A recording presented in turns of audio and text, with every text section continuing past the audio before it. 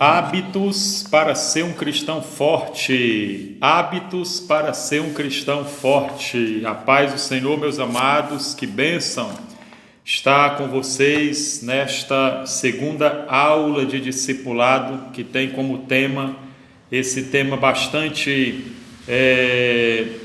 abençoado, né? Bastante oportuno. Hábitos para ser um cristão forte. Algumas vezes as pessoas perguntam: o que eu faço para me tornar forte na presença de Deus? O que faço para ser um cristão forte? Quais os hábitos que eu devo tomar para verdadeiramente ser considerado forte, me fortalecer na presença de Deus? Você sabe que o hábito é de fundamental importância para o desenvolvimento do nosso caráter, né? Dizem que depois de 21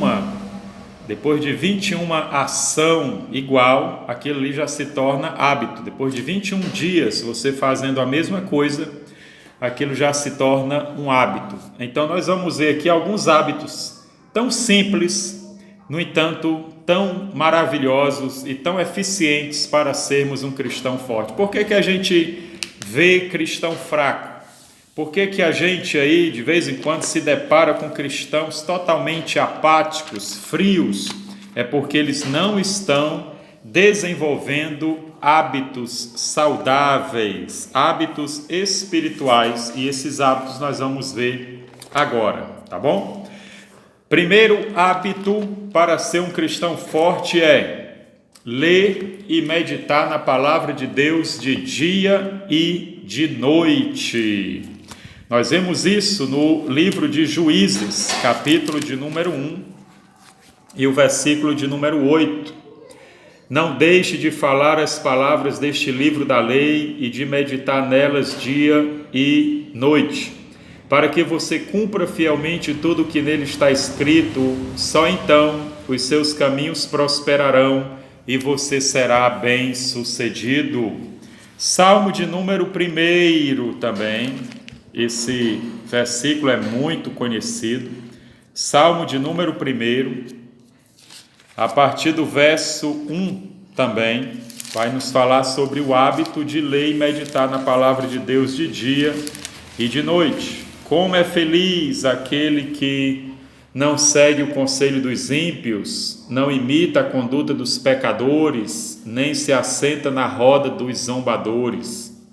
Ao contrário, sua satisfação está na lei do Senhor, e nessa lei medita de dia e de noite. Ele é como a árvore plantada à beira de águas correntes, dá fruto no tempo certo e suas folhas não murcham.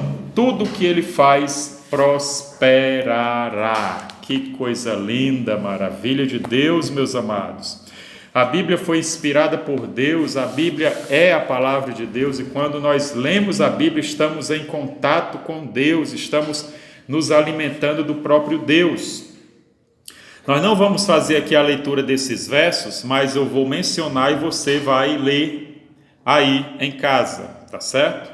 Ou na sua sala de estudo, ou no seu grupo, no seu pequeno grupo, na sua célula, tá certo? Veja bem, os benefícios que a leitura diária da Bíblia nos traz. Os benefícios que a leitura diária da Bíblia nos traz. Já que esse é o primeiro hábito para ser um cristão forte, quais os benefícios que a leitura diária da Bíblia nos traz?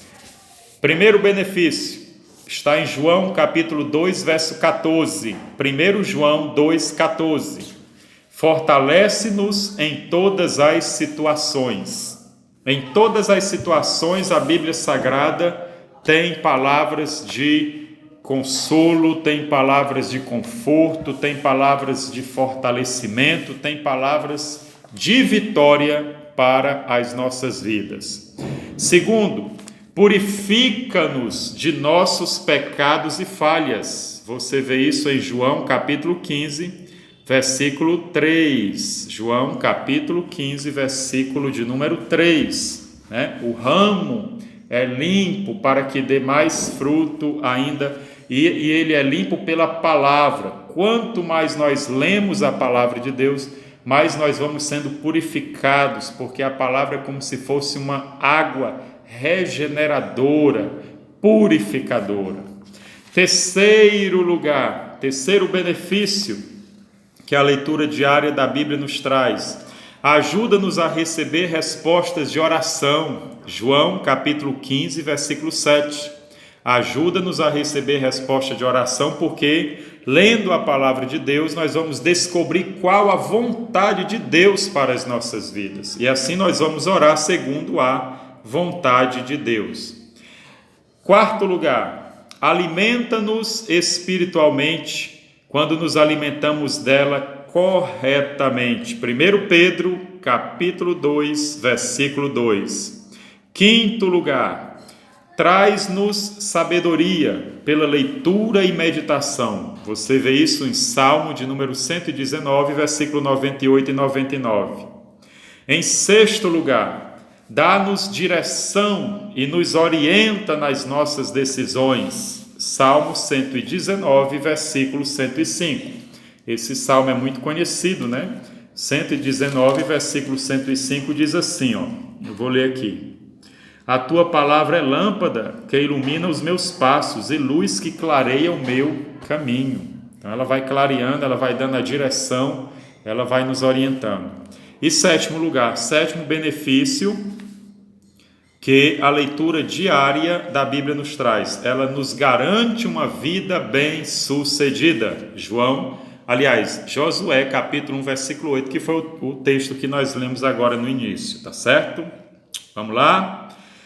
Por onde começar a ler? Alguém pergunta: pastor, eu aceitei Jesus agora, sou novo convertido, acabei de entrar na igreja, qual primeiro livro da Bíblia que eu posso começar a ler? Geralmente, meus amados, a gente pode começar a ler a Bíblia na primeira carta de João, tá certo? Você começando na primeira carta de João, você já vai entender muita coisa do que é ser um cristão. Primeira carta de João, está lá no final, perto do Apocalipse, tem a primeira, a segunda e a terceira carta de João. Você lê a primeira carta, ela já vai falar sobre um dos pilares fundamentais do cristão, que é o amor. Depois que você lê essa primeira carta, que é bem curta, bem objetiva, você volta lá para o quarto livro do Novo Testamento, chamado Evangelho de João. Então você vai ler toda a história de Jesus ali, narrada por João, de uma forma bem didática, enfatizando os ensinamentos do Senhor Jesus, e você já vai ter uma boa base na fé para você ser um cristão forte, tá bom? Outro segredo também na leitura bíblica não é apenas ler, é também meditar. A palavra meditar quer dizer ruminar, é como se fosse você já viu um boi, uma vaca comendo, e depois ele rumina, né? Aí depois ele come de novo, e assim ele vai aproveitando cada vitamina, cada mineral, cada proteína daquilo que ele se alimenta. Assim é a palavra de Deus. Você lê um texto e você vai meditando, você vai pensando naquele texto, você vai usando a sua imaginação naquele texto, pedindo que o Senhor fale com você e aplique a verdade daquele texto para a sua vida. Meditar durante a sua leitura diária é de fundamental importância. Meditar também nas pregações dos cultos da igreja também é de fundamental importância. E meditar nas pregações disponíveis que nós temos hoje em vídeo, em áudio, também é muito importante. Você meditar na palavra de Deus. Esse é o primeiro hábito para ser um cristão forte. Segundo hábito para ser um cristão forte está em 1 Tessalonicenses, vamos lá. 1 Tessalonicenses, capítulo 5, versículo de número, vamos ver, versículo de número 17, tá certo? 1 Tessalonicenses, capítulo 5, versículo de número 17. Orem continuamente, ou orai sem cessar. Segundo hábito que o cristão novo convertido tem que desenvolver para ser um cristão forte, além de ler e meditar na palavra de Deus, ele tem que cultivar uma vida de oração. O que é orar? Orar, na linguagem mais simples, é falar com Deus. É ter constante comunhão com Deus. É levar suas razões até o céu e trazer o céu até a terra em forma de respostas e intervenções divinas. É você buscar ao Senhor de todo o seu coração. Isso é oração. E quando é que eu posso orar? Eu posso orar em todo o tempo. A Bíblia diz, acabamos de ler, orai continuamente. Orem continuamente. Cultivando uma profunda intimidade com Deus. Segundo, ao acordar, ao deitar, antes das refeições, ao estudar a Bíblia eu posso orar. Terceiro, toda manhã ou qualquer hora do dia eu posso orar junto com os irmãos, na igreja, nas reuniões, nos pequenos grupos eu posso orar. Para uma leitura mais aprofundada, você pode ver Atos capítulo 2, versículo 42, Atos capítulo 3, versículo 1 e Atos capítulo 4, versículo de número 31. Lê esses 3 versos e você vai se aprofundar melhor no que é viver uma vida de oração. Você vai perceber que a igreja primitiva, a igreja de Atos dos Apóstolos, orava continuamente. E por isso que eles eram cristãos fortalecidos. Nenhuma perseguição, nenhuma tribulação, nenhuma dificuldade era capaz de deter aquele povo, porque aquele povo orava. Quando a gente ora, quando a gente busca o Senhor, a nossa alma se fortalece, o nosso espírito, nós levamos na oração as nossas angústias ao Senhor, nós apresentamos os nossos problemas a Deus. É na oração que você fala para Jesus tudo que você está sentindo, tudo que você está precisando, e na oração você sente aquele alívio, você é como se você deixasse aquele fardo nas mãos do Senhor Jesus. Você deixasse aquela dificuldade, aquele problema, muitas vezes até insolúvel, que você não pode resolver, você deixa nas mãos do Senhor Jesus através da oração. Amém? Então, já vimos, primeiro hábito, ler e meditar na palavra de Deus de dia e de noite. Segundo hábito, orar sem cessar para ser um cristão forte. Terceiro hábito, congregar com outros seguidores de Jesus. Meus amados irmãos, congregar, tá certo? Hebreus capítulo 10, versículo 19. Eu quero ler esse texto com você. Não adianta apenas você ler a Bíblia e orar e não ter comunhão com a sua família. Não ter comunhão com a sua família por parte de Deus. A sua família de sangue, do sangue de Jesus, né? A gente tem que estar juntos, porque a lenha permanece na fogueira. A lenha, quando permanece na fogueira, ela se acende, ela permanece acesa. Mas quando você tira a lenha dentre as outras, a tendência dela é se apagar. Quanto mais nós estamos juntos, mais a gente vai ficando cheio, né? Vai ficando aceso. Em Hebreus capítulo 10, versículo 19 ao 25, está escrito assim, aqui na NVT, ó. Hebreus capítulo 10, versículos 19 ao 25. Portanto, irmãos, por causa do sangue de Jesus, podemos entrar com toda confiança no lugar santíssimo. Por sua morte, Jesus abriu um caminho novo e vivo através da cortina que leva ao lugar santíssimo. E uma vez que temos um sumo sacerdote que governa sobre a casa de Deus, entremos com coração sincero e plena confiança, pois nossa consciência culpada foi purificada e nosso corpo lavado com água pura. Apeguemo-nos firmemente sem vacilar à esperança que professamos, porque Deus é fiel para cumprir sua promessa. Pensemos em como motivar uns aos outros, olha, por isso que há o congregar, um se motiva um ao outro. Pensemos em como motivar uns aos outros na prática do amor e das boas obras. E não deixemos de nos reunir, ou não deixemos de nos congregar como fazem alguns. mas encorajemo-nos mutuamente, sobretudo agora que o dia está próximo. Mais claro do que isso? Não existe, né? É importantíssimo o cristão, se ele quiser ter uma vida forte, ele ter uma congregação, ele ter uma igreja, ele participar de um grupo de irmãos que também, assim como ele, entregaram sua vida para Jesus e estão agora se reunindo para cultuarem ao Senhor. Então, o que acontece aqui? É exatamente o momento que nos sentimos, que menos sentimos vontade, que mais precisamos praticar esse ato de congregar para a nossa saúde espiritual.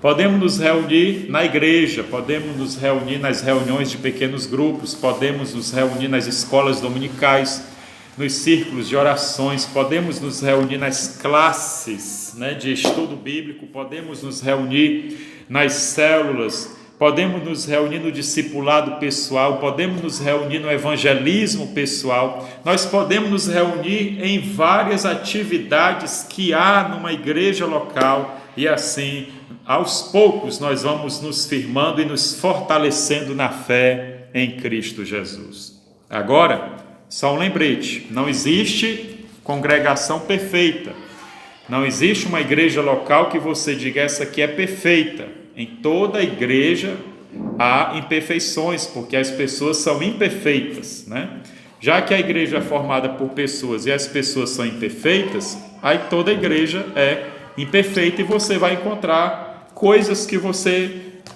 talvez não vá se agradar, entende? Mas quando nós olhamos para Cristo, olhamos para Jesus, que é o autor e consumador da nossa fé, está lá em Hebreus capítulo 11, nós nos fortalecemos no Senhor. Hebreus capítulo 12, aliás, Jesus, olhando para Jesus, o autor e consumador da nossa fé. Hebreus 12 e 2. Amém? Então já vimos aqui o primeiro hábito, ler e meditar na palavra de Deus de dia e de noite. Segundo hábito, orar sem cessar. Terceiro hábito, congregar com outros cristãos. E quarto hábito, falar de Jesus aos outros e fazer discípulos. É o penúltimo hábito aqui, falar de Jesus aos outros e fazer discípulos. O que significa fazer discípulos? Fazer discípulos significa nós ensinarmos a pessoa a seguir verdadeiramente a Cristo. O que fazer depois que você ganha alguém para Jesus? É fazer dele agora um discípulo. Amém? E temos aqui algumas coisas interessantes. Por exemplo, o que é testificar? Testificar é declarar aos outros aquilo que você sabe sobre Jesus, baseado na Bíblia e na sua experiência pessoal. Isso é testificar. É tanto um privilégio como um dever de todo cristão falar de Cristo. Para quem devemos falar de Jesus? A todas as pessoas. Atos 1:8 diz: recebereis poder ao descer sobre vós o Espírito Santo e sereis minhas testemunhas tanto em Jerusalém como em toda a Judéia e Samaria e até aos confins da terra. Onde o Senhor te levar, você deve falar de Jesus. Anota aí esses versículos que é de suma importância. Por exemplo, como ganhar o seu esposo para Jesus? Você lê 1 Pedro 3, 1 ao 2. Como ganhar a sua esposa para Jesus? 1 Pedro 3 e 7 e Efésios 5 e 25. Como ganhar seus pais para Jesus? Efésios capítulo 6, versículo 1 ao 3. Você vê isso. Agora, como ganhar seus filhos para Jesus? Efésios capítulo 6, versículo 4. Como ganhar seus amigos para Jesus? Salmo 1 e 1. Como ganhar seu patrão para Jesus? Você lê Colossenses 3, 22 ao 25. E também Efésios 6, 5 ao 7. Como ganhar seus empregados para Jesus, você que é patrão? Efésios capítulo 6 e versículo de número 9. Temos que mostrar muito amor a estas pessoas. Temos que manter a amizade, se quisermos ganhá-las para Cristo, sem acompanhá-los em ambientes e hábitos pecaminosos. né? A gente pode mostrar amor para essas pessoas e manter amizade sem necessariamente acompanhá-los em ambientes e hábitos pecaminosos. Há um limite, porque senão você será influenciado para o mal ao invés de influenciá-la, tá certo? Sugestões para você se tornar uma testemunha bem-sucedida. Alguns passos importantes. Isso que eu estou falando aqui, meus amados, tem cristão de 50 anos que não passaram por isso, que não sabe disso, né? Que ainda são ignorantes a esta lição. E você está tendo o privilégio de aprender isso agora, logo, quando você está iniciando na fé. Sugestões para você se tornar uma testemunha bem-sucedida. Você está lá falando de Jesus, está lá testificando. Sugestões para você ser bem-sucedido. Ame as pessoas, não as critique, não fale de religião, fale só de Jesus, não as julgue, não entre em debates e discussões, e ore antes de falar com a pessoa e peça sabedoria de Deus, tá certo? Isso é de fundamental importância para a gente fazer discípulos. Mateus capítulo 28, quero ler com você, Mateus capítulo 28, os últimos versículos de Mateus capítulo 28, a partir do verso 19 e 20, diz assim: portanto vão e façam discípulos de todas as nações, batizando-os em nome do Pai, do Filho e do Espírito Santo. Ensinem esses novos discípulos a obedecerem a todas as ordens que eu lhes dei, e lembrem-se disto: estou sempre com vocês até o fim dos tempos. Então aqui já está o nosso quinto hábito e último para sermos cristãos fortes. Primeiro hábito é ler e meditar na palavra de Deus de dia e de noite. Segundo hábito é orar sem cessar. Terceiro, congregar com outros seguidores de Jesus. Quarto, falar de Jesus aos outros e fazer discípulos. E quinto, obedecer a Jesus, como nós lemos aqui em Mateus 28 e 20, ensinem esses novos discípulos a obedecerem a todas as ordens que eu lhes dei. E também João, capítulo de número 14, versículo 15, olha só, João 14 e 15, diz assim a palavra de Deus: se vocês me amam, obedeçam a meus mandamentos. Se vocês me amam, obedeçam a meus mandamentos. A quem devemos obedecer? Aos mandamentos do Senhor, à palavra de Deus, ao Espírito Santo. Devemos também obedecer, seguindo a palavra de Deus, às autoridades constituídas por Deus na nossa vida, como pai, mãe, esposo, pastores, líderes, patrões, professores, governo em geral. Devemos ser cristãos, cidadãos dos céus, cidadãos da terra, pessoas que resplandeçam em si o testemunho do Senhor Jesus. Amém? Por último, eu quero dizer que você, que acabou de entrar agora na família de Deus, é importantíssimo para o reino de Deus.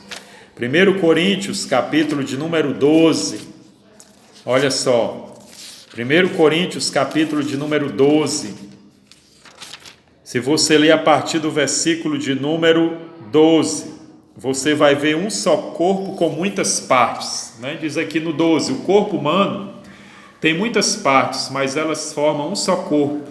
O mesmo acontece com relação a Cristo.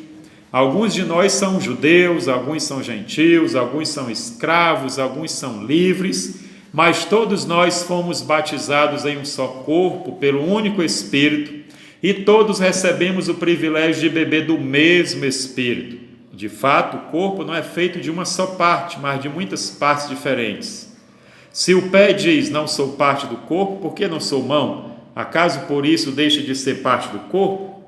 Se a orelha diz, não sou parte do corpo, por que não sou olho? Será que por isso deixa de ser parte do corpo? Ou seja, Paulo está dizendo que cada um de nós temos uma singularidade nesse corpo que se chama igreja. A igreja na Bíblia Sagrada, um dos significados da igreja na Bíblia Sagrada é que ela é o corpo de Cristo. Então, cada um de nós temos a nossa participação importantíssima no reino de Deus e na obra do Senhor. Muitas vezes você fica perguntando: o que é que eu vou fazer aqui na igreja? Eu vejo tantos irmãos fazendo uma coisa, outra, o que é que eu vou me encaixar? Pode olhar para dentro de você e perceber que Deus lhe deu algum dom, Deus já lhe deu algum talento para você desenvolver na obra do Senhor, e você vai ser muito feliz se você desenvolver com alegria esse hábito, esse talento que Deus lhe deu para a glória de Deus. Meus queridos, que o Senhor te abençoe de uma forma poderosa, que essa segunda lição fique gravada no nosso coração, tá certo?